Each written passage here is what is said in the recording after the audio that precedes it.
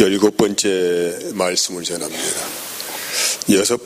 오늘 이게 산상수훈 9가지 복에서 6번째 마음이 청결한 자는 복이 있나니 그들이 하나님을 볼 것이며, 마음이 청결한 사람이 하나님을 보고 산다 이 말이겠죠. 예나 지금이나 많은 사람들이 하나님을 보여달라고 합니다. 여러분, 예수님을 전하다가 가장 답답한 일이 뭐냐면은, 당신은 하나님을 만났습니까?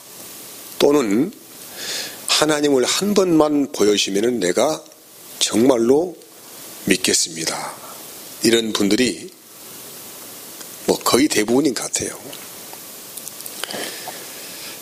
그래서 이제 하나님께서 이런 사람들의 입을 막으시려고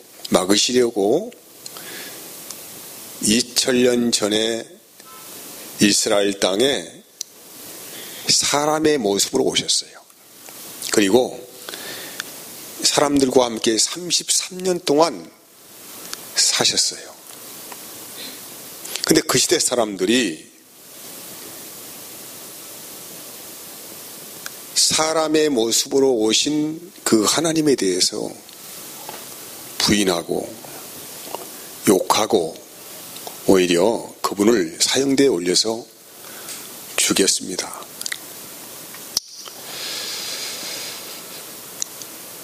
하나님이 직접 오셔서 하나님 자신의 모습을 보여줬어요.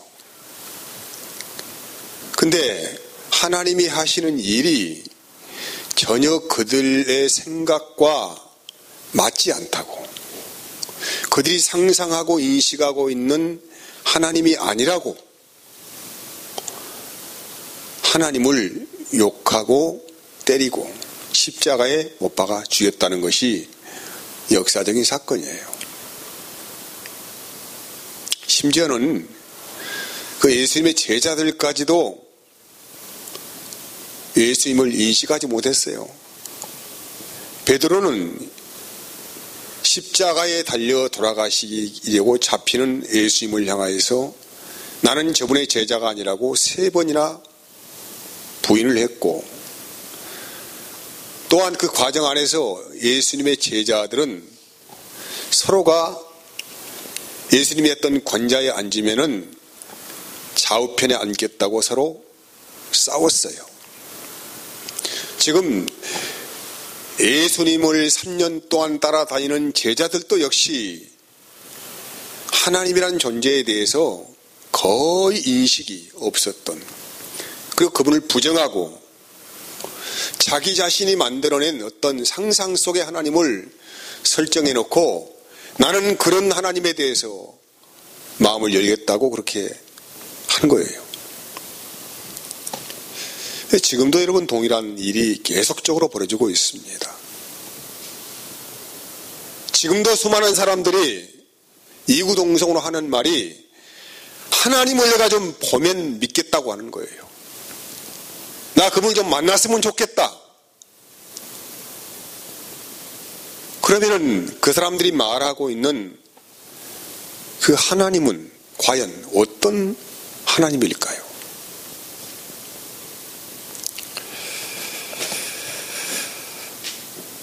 오늘 우리의 일과인 본문은 어떤 사람이 하나님을 볼 수 있는가에 대해서 말씀을 하고 있어요. 마음이 깨끗한 사람이 하나님을 보고 산다. 마음이 깨끗한 사람, 착한 사람만이 하나님을 볼 수 있다. 동화 속에 나오는 마법의 걸 같은 생각이 들어요. 착한 사람만 볼 수 있다. 착한 사람만, 마음이 깨끗한 사람만. 그럼 여기에서 우리는 이제 그 마음이 깨끗하다 이 말씀이 도대체 무슨 말씀인가? 어떤 사람을 향하여서 마음이 깨끗한 사람이라고 할 수 있는가? 라는 거예요. 참 어떻게 대답할 수 없는 이야기예요. 여러분은 어떤 사람이 마음이 깨끗한 사람이라고 말할 수 있습니까? 여기에 그 마음이 깨끗한 사람에 대해서 정의를 내릴 수 있는 사람이 있습니까? 이 말은 다시 말하면은 인간이 선하게 살아야 한다. 그러면은 선하게 산다는 것이 도대체 무엇이란 말인가? 하나님을 모르는 사람들은 그 문화 안에 흐르고 있는 전통을 지키는 것이라든가 또한 그 민족의 A 범죄를 지키는 것이라든가 아니면은 그 나라의 헌법을 잘 지키며 살아가는 것이라든가 물론 이런 유형의 것들을 잘하며 살아가는 사람들을 착한 사람이다, 깨끗한 사람이다 라고 말할 수 있을 것입니다. 그러면은 저와 여러분들은 도대체 사람이 깨끗하게 사는 것, 선하게 사는 것이 무엇이라고 정의를 할 수가 있겠느냐는 말이에요. 여러분, 저와 여러분들은 우리 그리스도인 된 사람들은 하나님의 말씀만 선하다고 인정을 하고 믿고 살아가는 사람들이에요. 세상에는 선의 정의가 없어요. 왜곡되고 시대 안에서 흐름이 바뀌고 방향 전환되어지고 이런 기도 안에서 선과 악이 결정이 됩니다. 그래서 인간이 고안해내고 만들어낸 선이나 깨끗함이나 이런 것은 매우 혼탁해 있습니다. 그래서 우리는 하나님의 말씀으로만 되어지는 것이 선한 것이다. 이것을 분명한 가치를 놓고 설정해 놓고 그 길을 따라가는 사람이라고 할 수 있어요. 그럼 우리는 오늘 예수님께서 하나님께서 마음이 깨끗하게 한 사람에 대해서 이렇게 정의하셨어요. 요한복음 15장 1절에서 4절까지 보면은 나는 참 포도나무요 내 아버지는 농부라 무릇 내게 붙어 있어 열매를 맺지 아니하는 가지는 아버지께서 그것을 제거해 버리시고 무릇 열매를 맺는 가지는 더 열매를 맺게 하려 하여 그것을 깨끗하게 하시느니라. 너희는 내가 일러준 말로 이미 깨끗하여졌다고 해요. 나무와 열매 또 가지의 비유를 통하여서 깨끗한 것이 무엇인가를 말씀하는 거예요. 나무에 가지가 나오는 것은 뭐 하기 위한 거예요? 열매를 맺기 위한 것입니다. 나무에 가지가 나오고 이파리가 나와서 여러 가지 광학성 작용, 여러 가지 작용을 하여서 결국 맺는 최종의 것은 과실이에요. 그래서 여기에 열매를 맺는 가지는 더 열매를 맺게 하려 하여 그것을 깨끗하게 하시느니라고 해요. 여기 깨끗하게 하신다는 것은 농부들이 과실을 더 좋은 과실을 맺도록 하기 위해서 무슨 일을 하는가를 생각해 보아야 돼요.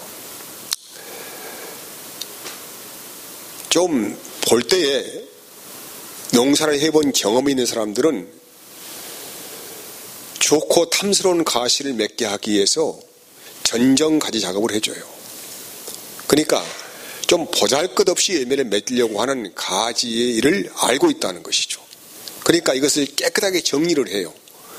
정리를 하고 그가 판단하기에 그의 정보로 가장 좋은 열매의 과실을 맺도록 하기 위한 가지는 남겨두는 것입니다. 이게 뭐냐면 깨끗하게 하는 거예요. 깨끗하게 하는 거. 가지를 깨끗하게 하는 것이죠. 여기에 성경에서 비유된 말씀은 나무는 예수님이에요. 그리고 나무에 붙어있는 가지는 예수께서 일러준 말로 깨끗하게 된 사람들을 가리켜 하신 말씀입니다. 그러면은 여기에서 우리가 이 말씀의 의미 안에서 그러면 예수께서 너희는 이미 깨끗하여졌다. 내가 알려준 말로 깨끗하게 되었다. 3절에 그렇게 하잖아요. 너희는 내가 일러준 말로 깨끗하게 되었다는 이 사람들은 어떤 사람들인가? 이 말씀을 이해하기 위해서는 15장에 연결되어 있는 14장을 잘 이해를 해야 합니다. 14장 전체의 내용은 이래요. 예수님께서 내가 너희를 위하여 거처를 예비하러 가시겠다라고 하시고 하시는 말씀이 나는 바로 내가 길이고 진리고 생명이다. 나를 거치지 않고는 아버지께로 갈 수가 없다라고 말씀을 하셔요. 그리고는 너희가 이제 나를 알았으니 나의 아버지도 알게 될 것이다 라고 하시면서 이제부터 너희는 그분을 알게 되었고 아니 이미 너희는 그분을 알고 있다 이런 말씀을 하셔요.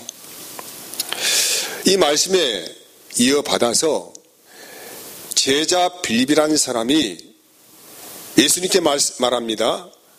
예수님, 나에게도 아버지를 좀 보여주시기 바랍니다. 나도 그분을 좀 만나고 싶어요. 이렇게 말하자 그 예수님께서 빌립에게 너희가 지금까지 이렇게 오랫동안 나와 함께 살고 있으면서도 아버지를 보여달라고 하느냐? 나를 너희가 보았다면 너희가 아버지를 본 것이다 라고 예수께서 말씀하셔요. 그러니까 지금 빌립이 꿈꾸고 상상하고 있는 하나님은 전혀 다른 모습이에요. 그의 머릿속에는 어떤 하나님이 현재 박혀 있는지는 모르겠어요. 현재 하나님의 현현과 맞대어 같이 3년 동안 같이 살고 있으면서도 전혀 하나님에 대한 인식이 없는 거예요. 이게 누구의 모습입니까 지금? 아니 지금 이 땅에 지금 이 시간에 예배를 드리고 있는 세계에 흩어져 있는 지교에 있는 성도들이 지금도 어떤 하나님을 찾아서 헤매고 다니는 분들이 많아요. 그래서 하나님상이 다 달라. 내가 원하는 하나님은 이런 하나님이라고 그렇게 서로가 말을 하고 있어요. 제자들이 3년 동안 하나님이신 그분과 함께 살았어요. 그런데 그의 머리에는 지금도 다른 하나님을 집어넣고 꿈꾸고 그 하나님을 보고 싶어서 난리 난 것입니다. 그래서 예수님께서 나를 보았으면 아버지께를 본 것이다. 너는 내가 아버지 안에 있고 아버지께서 내 안에 계시다는 것을 믿지 않고 있느냐라고 하시면서 내가 너희에게 지금 하는 말은 내가 스스로 하는 말이 아니다. 내 안에 계신 그 아버지께서 하신 일이라고 말씀하세요. 예수님의 모든 삶과 모든 길은 하나님을 나타내며 그분을 표현하는 삶입니다. 그래서 그분이 그 안에 하나님 아버지가 그 안에 계신 거예요 항상. 그래서 제자들에게 지금도 모호한 생각에 빠져 있는 하나님을 다른 방법으로 만나려고 하고 있는 그 사람들을 향하여서 이 제자들을 향하여서 예수님께서 이렇게 말씀하셨어요. 요한복음 14장 16절에서 20절까지예요. 내가 아버지께 구하겠으니 그가 또 다른 보혜사를 너희에게 주사 영원토록 너희와 함께 있게 하리니 그는 진리의 영이라 세상은 능히 그를 받지 못하나니 이는 그를 보지 못하고 알지도 못함이라. 그러나 너희는 그를 아나니 그는 너희와 함께 거하시며 또 너희 속에 계시겠습니다. 그날 조금 있으면 세상은 다시 나를 보지 못할 것이다. 하지만 너희는 나를 볼 수가 있을 것이다. 그리고 하신 말씀이 뭡니까? 그날에는 내가 아버지 안에 너희가 내 안에 내가 너희 안에 있는 것을 너희가 알 것이다 라고 합니다. 본문의 말씀은 14장 15절에 이어서 이미 이제 앞으로 예수님께서 제자들을 향하여서 주실 은혜가 무엇인가에 대해서 말씀하신 예언이에요. 너희는 이미 깨끗해졌다. 뭘로 깨끗해졌냐? 내가 너희를 위하여 위하여 도우시는 조력자, 그 협력자를 보내서 분명하게 하나님을 아는 지식을 넣어주겠다 이 말이죠. 그래서 요한복음 14장 26절의 말씀은 보혜사 곧 아버지께서 내 이름으로 보내실 성령, 그가 너희에게 모든 것을 가르치고 내가 너희에게 말한 모든 것을 생각나게 하겠답니다. 그러면 이렇게 해서 성령께서 깨끗하게 된 자들을 통하여서 무슨 열매를 도대체 맺으시려고, 무슨 열매를 기대하시려고 이런 일을 하시는가 이 말이죠. 요한복음 15장 8절에서 10절까지 말씀이에요. 너희가 열매를 많이 맺으면 내 아버지께서 영광을 받으실 것이요 너희는 내 제자가 되리라고 해요. 그러면 이 열매를 많이 맺으면 제자가 된다는데 무슨 열매입니까? 9절 아버지께서 나를 사랑하신 것 같이 나도 너희를 사랑하였으니 나의 사랑 안에 거하라고 해요. 그러니까 열매를 맺는 첫 번째 조건은 아버지께서 나를 사랑하신 것 같이 나도 너희를 사랑하였으니 예수님의 사랑 안에 거하는 것이고 10절에 보면은 내가 아버지의 계명을 지켜서 그의 사랑 안에 거하는 것 같이 너희도 내 계명을 지키면 내 사랑 안에 거하는 것이다. 그러니까 예수님의 사랑 안에 거하는 것이 바로 열매의 열매. 그러면 이 예수님의 사랑 안에 거하는 것을 뭐라고 합니까? 바로 계명을 지키는 것이다. 이렇게 말씀을 하고 있어요. 10계명이 아닙니다.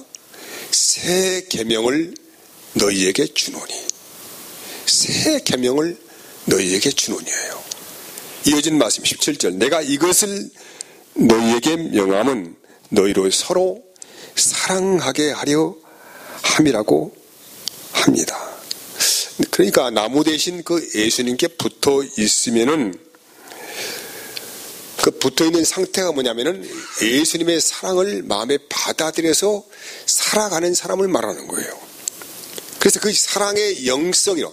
이 사랑의 영성, 그 예수님의 사랑의 영성이 그대로 내 안에 흘러 들어와서 맺는 열매가 뭐냐면은 서로 사랑할 수 있는 계명을 지키는 거란 말이야. 계명. 그래서 사랑을 뭐라고 합니까? 율법의 완성이다. 이렇게 말씀합니다. 이 말씀을 하기 위해서 예수님께서 먼저 하신 말씀이 뭐냐면은 내가 아버지의 계명을 지켜 그분을 사랑하였던 것처럼이에요. 성부 하나님과 그 성자 하나님이 유일하게 서로가 기뻐하면서 그 기쁨을 감추지 못하고 살았던 최고의 영광이 무엇입니까? 서로 사랑했다는 거예요. 그래서 항상 예수님 안에는 누가 계셨어요? 하나님 아버지가 계셨고 그 아버지 안에는 항상 예수가 계셨다. 이 세상에서 가장 기뻐할 일이 무엇이겠어요? 가장 아름답고 행복한 인생이 무엇이겠습니까? 사람은 영적인 존재에서 자기 자신의 목숨을 버려도 아깝지 않은 길을 선택할 수 있는 유일한 길이 뭐냐면은 사랑하는 것입니다. 다른 것을 통하여 자기 목숨을 내던지지 않아요. 사람은 사랑을 위하여서 자기의 목숨을 내던지는 일을 선택할 수 있는 유일한 영적인 존재예요. 여러분, 우리가 하나님을 부르고 따르는 이유가 무엇입니까? 그분이 세상을 창조했다고 해서 따라다니십니까? 그분은 전지전능하시고 무한 능력이시고 세상을 만드신 분이고 이런 모든 통치권을 가지고 있기 때문에 그분을 사랑하시고 그분을 마음에 두고 사십니까? 아니, 무엇을 어떻게 어떤 능력을 행하신다고 하더라도 나를 종처럼 우려먹고 막대하고 어떤 권세를 휘두르고 이렇다고 한다면 우리는 그냥 굴종하는 것이지 그분을 사랑하지 않아요. 어쩔 수 없이 그 힘에 대해서 억압받고 눌려서 하는 척 할 뿐이지 그분을 나의 하나님으로 고백할 수 없어요. 그래서 그 하나님을 경험한 사람, 그 하나님을 만난 사람들은 하나같이 이구동성으로 하나님이 사랑이시다 이런 고백을 하는 거란 말이죠. 그래서 이 영광의 열매를 많이 맺고 살 수 있도록 더 풍성하게 맺고 살 수 있도록 나를 도우시는 영을 보내셨어요. 그래서 그분을 내 마음에 모시고 사는 사람을 성경적인 용어로 성령 세례 받은 사람이다. 다시 말하면 성령을 통하여서 마음이 깨끗해진 사람이다. 이렇게 말하는 것입니다. 세례라는 건 깨끗하게 하는 의식이거든요. 그러니까 과거에는 나의 영이었어요. 나의 영은 사탄의 영이었습니다. 어둠의 진리고 아래 살았어요. 이 사람이 빛 대신 하나님의 영을 받아서 살아난 사람이기 때문에 이런 사람을 뭐라고? 성령 세례를 받은 사람이다. 이렇게 말하는 것입니다. 그래서 요한복음 14장의 12절 16절 되면은 하나님의 영으로 깨끗하게 된 사람에 대해서 이런 말을 해요. 내가 진실로 진실로 너에게 이르노니 나를 믿는 자는 무슨 일을 해요? 내가 하는 일을 그도 한대요. 예수님께서 이 땅에 오셔서 하신 일이 무엇입니까? 우리를 죄인을 위하여서 자기 몸을 내어주시는 사랑을 했다는 거예요. 그래서 로마서 5장 8절입니다. 우리가 아직 죄인 되었을 때 그리스도께서 우리를 위하여 죽으심으로 하나님께서 우리에 대한 자기의 사랑을 확증했다. 이 일을 누가 하셨다고요? 예수님께서 하신 일이에요. 그래서 성령 세례를 받아서 이 마음이 정리가 된 사람이죠. 깨끗하게 된 사람은 이런 사람을 뭐라고 합니까? 성령의 전이 되었다. 성령이 사는 집이 되었다. 그래서 이 성령의 전이 된 사람, 성령이 사는 집이 된 사람은 과연 어떻게 살았을까요? 제가 정확한 자료인지는 모르겠습니다만 그 예수님의 12 제자에 대한 말로에 대해서 조사한 내용이 있어요. 요한이라는 사람이 에베소 지역에서 복음 전하다가 잡혀서 기름 가마 솥에 던져졌습니다. 그런데 아무튼 기적적으로 살아나가지고 밤모섬에 유배되었어요. 거기에서 그는 일생 동안 지내면서 요한계시록을 써 내려갔습니다.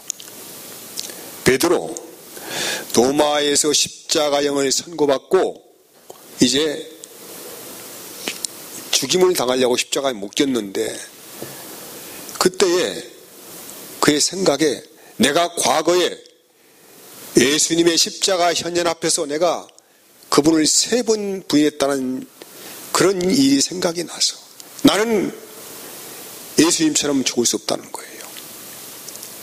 그래서 제발 나를 좀 나는 거꾸로 달려서 죽여달라 이렇게 애원을 했어요. 그래서 그는 예수님처럼 죽는 것도 너무 항성하고 부끄러워서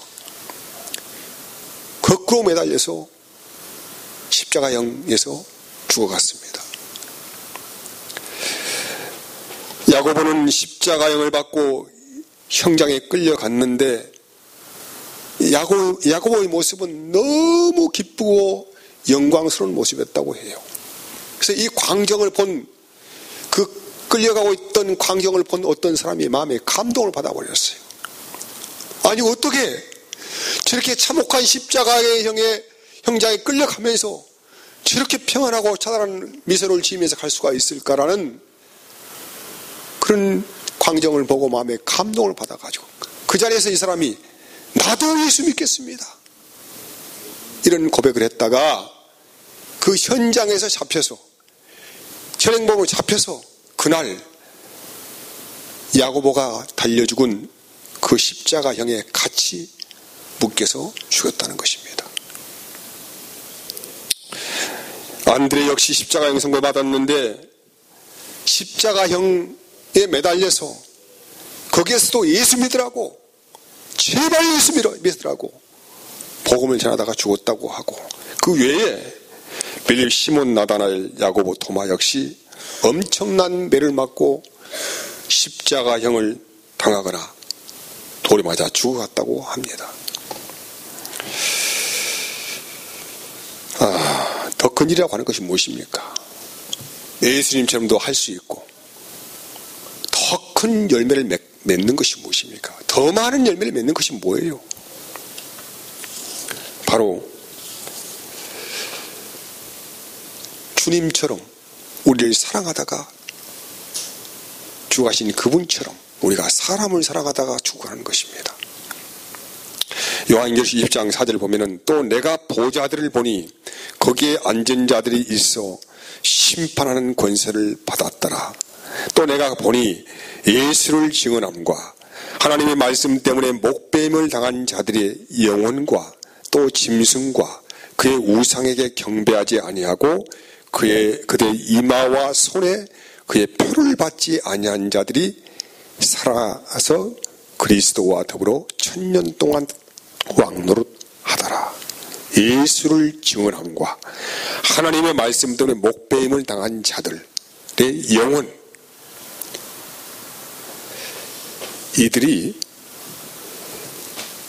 그리스도와 더불어 1000년 동안 왕노릇한대요. 여기 1000년 왕국은 그리스도와 함께 영원한 부활의 영광 안에서 1000년 왕국을 누리며 산다는 말씀이에요.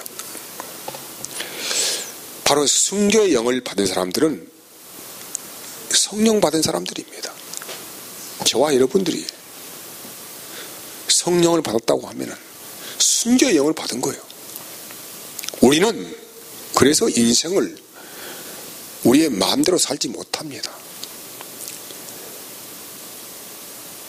예수 때문에 죽고 예수 때문에 삽니다. 어떠한 일이 있다고 하더라도 그분을 거부하지 못합니다. 그래서 우리는 충분히 그리스도를 위하여서 내 자신의 삶을 내어주는 권세를 선택한 사람들이에요. 이게 뭐냐면은 순교의 영을 받은 사람이란 말이에요. 순교의 영. 다시 요한복음 15장으로 돌아가 보면은 11절 16절에 내가 이것을 너희에게 이름은 내 기쁨이 너희 안에 있어 너희 기쁨을 충만하게 하려 함이라. 내 계명은 곧 내가 너희를 사랑한 것 같이 너희도 서로 사랑하라는 이것이니라. 사람이 친구를 위하여 자기 목숨을 버리면 이보다 더 큰 사랑이 없나니 너희는 내가 명하는 대로 행하면 곧 나의 친구라고 하고 이제부터 너희를 종이라고 하지 않겠다고 해요. 예수님께서 우리를 종으로 대하지 않으셨습니다. 친구로 대하셔서 우리를 위하여서 목숨을 내어주시는 사랑을 하였습니다. 친구는 생각이 같고 마음이 같은 분을 친구라고 하는 거예요. 그래서 주님이 나를 친구로 대할 때는 너의 생각과 나의 생각은 같다. 너의 마음과 내 마음은 같다. 그래서 나는 너를 위하여서 내 목숨을 볼 수가 있다. 사랑하는 여러분, 주님께서 이런 열매를 많이 맺도록 하시기 위해서, 더 큰 사랑을 하도록 하기 위해서 주님께서 먼저 본을 보이시고 오늘 우리 심령 안에 주의 마음이신 성령을 보내주셨습니다. 우리가 살아가는 인생의 모든 삶 가운데서 이제는 하나님을 날마다 보면서 그분 안에서, 그분의 임재 안에서 영광스러운 교회로 살아가는 것을 늘 사모하시는 은혜가 있기를 원합니다. 기도하겠습니다. 하나님,